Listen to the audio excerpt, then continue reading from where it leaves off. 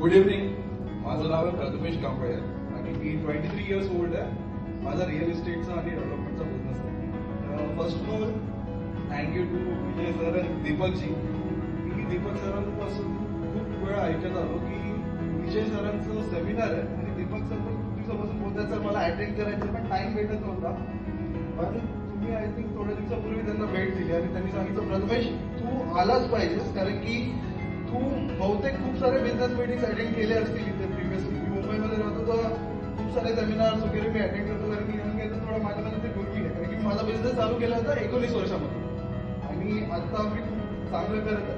पण exactly sir तुम्ही जे ब्रीफ केलं जसं महाराजांनी सांगितलं तुमच्यामध्ये जो ओलावा आहे ना मी एवढ्या बिझनेस मीटिंग्स अटेंड केल्या त्याच्यामध्ये खूप बेसिक पॉईंट सांगतात आणि डेफिनेशन एक्झॅक्टली बिझनेसचं काय असतं हे समजलंच नाही कधी. पण आता मी इथे आलो ना कालपासून बसून मला खूप साऱ्या गोष्टी क्लिअर झाल्या कारण की आता इथून पुढे जी सुरुवात असणार आहे ती खूप डीप असणार आहे.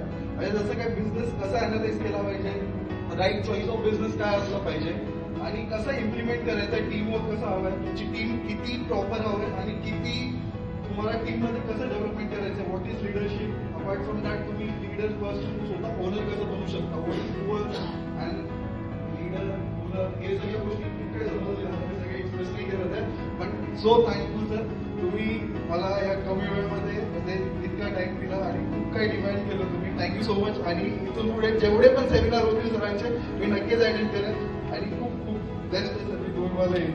थँक्यू.